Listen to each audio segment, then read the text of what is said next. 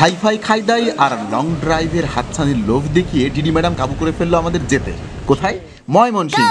অফিসের ইঞ্জিনিয়ার অনিক পালসারের বিয়ের নেমন্তন্ন। জানেন তো, ময়মনসিংহ জেলা গড়ে উঠেছে ব্রহ্মপুত্র নদের তীরে। ছোটবেলায় ব্রহ্মপুত্রকে আমি ব্রাহ্মপুত্র বলতাম। আপনারাও কি বলতেন?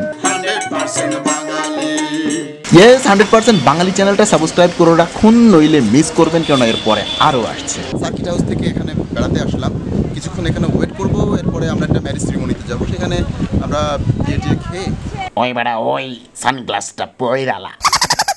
এই আমার চশমাটা কোথায়?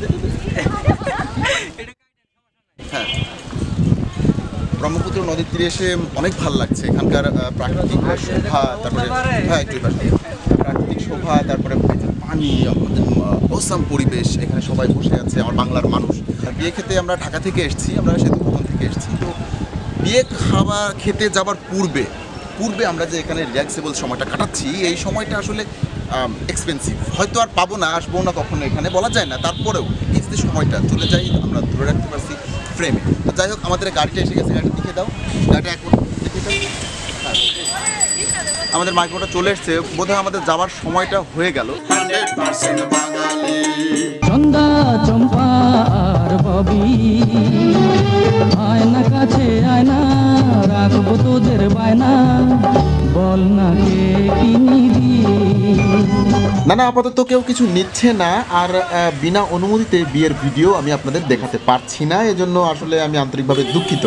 এই প্রোগ্রামটি আসলে ব্রহ্মপুত্র নদ নিয়ে। আসুন আগত সৌন্দর্য পিপাসু পাবলিকের কাছে চলে যায়, নিয়ে নিয়ে তাদের হৃদয় উৎসর্গকৃত মতামত। আপু, আপনার ব্রহ্মপুত্র নদীর তীরে এসে কেমন লাগছে?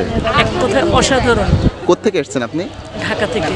এখানকার আবহাওয়া, পরিবেশ, বায়ু কেমন লাগছে? খুব ভালো লাগছে। আপনি কি বারবার আসতে চান? খুবই সুন্দর, এক কথায় অসাধারণ। আমার কাছে খুবই ভালো লাগছে, নদীর বাতাসে মন ভোলানো একটা অনুভূতি। হ্যাঁ, খুবই ভালো লাগছে, ফিলিং অসাম। নদীর পাড় ঘেঁষে আছে সবুজ গাছগাছালিতে ঢাকা একটি গির্জা। গির্জার সামনেই কলেজ মাঠ। আরেকজনকে জিজ্ঞেস করলাম, কেমন লাগছে আপনার? ব্রাদার বেচ কি নয়, ভিডিও চলছে। ও ভিডিও, অনেক সুন্দর লাগতেছে। আমরা মানে ঘুরতে বিয়ে খেতে এসে বারবার বিয়ে খেতে এসে আমিও এই ভুল করেছি। আসলেই কি বিয়ে খেয়ে ফেলা হয়? বিয়ে খেতে এসে অনেক মজা করলাম, এনজয় করলাম, ঘোরাফেরা করলাম। ব্রহ্মপুত্র নদের পাড় ঘেঁষেই রয়েছে পিচঢালা সড়ক ধরে এগুলেই আপনি পাবেন পাড়ে লাগানো চিরহরিৎ বৃক্ষ, মহিলা সমিতি উদয়ন উচ্চ বিদ্যালয়, গোল ভাস্কর্য, নাম জানি না, চমৎকার মসজিদ, সরকারি হাসপাতাল, আরো অনেক কিছু। যা হোক, নদীর পাড়ে পেলাম সৌন্দর্য পিপাসু সুন্দরী আরেকজন দর্শনার্থীকে। এখানে এসে আপনার কেমন লাগছে? হ্যাঁ, ভিডিও চলছে। অনেক ভালো। আমার ফ্রেন্ডের সঙ্গে আসছেন না? চলো না ঘুরে আসি অজানাতে, যেখানে নদী এসে থেমে গেছে। নদীর পাড়ে এসে নৌকায় চড়বো না, এমনটা হতেই পারে না। সবাই তো নৌকায় চড়ে বসলাম। দক্ষিণা হাওয়ায় দোল দিয়ে যাচ্ছে নৌকা, সেই সাথে দোল দিচ্ছে আমার গানের হেড়ে গলা।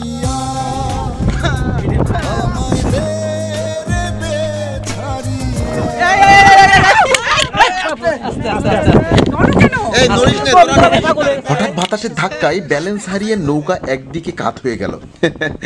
যা হোক, গভীর সমুদ্র নয়, আর আমরাও সাঁতার জানি। মিনিট দুয়েকের ভেতরেই শান্ত হয়ে সবাই সেলফি মুডে চলে গেল, আর চলতে থাকলো আমার বিরতিহীন হেড়ে গলা। একদিন তোর নাম মাঝি ভাসবে না রে নীল নদীর জলে, ও মাঝি রে। বলছি, এই গানের কোনো মেল ভার্সন নেই? ইজ্জত তো মাঠে মাঠে, দরকার নেই, আমিই গাই। একদিন তোর নাম মাঝি থামবে না নীল নদীর পারে, ও মাঝি রে। সূর্য দিগন্তে পূর্ব উঠেছে,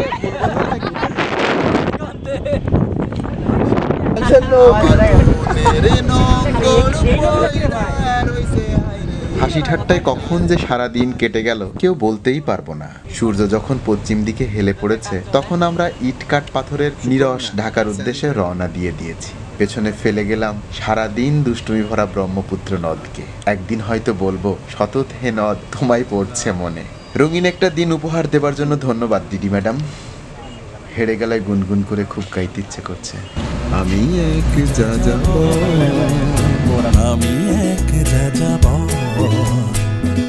এক যাযাবর। 100%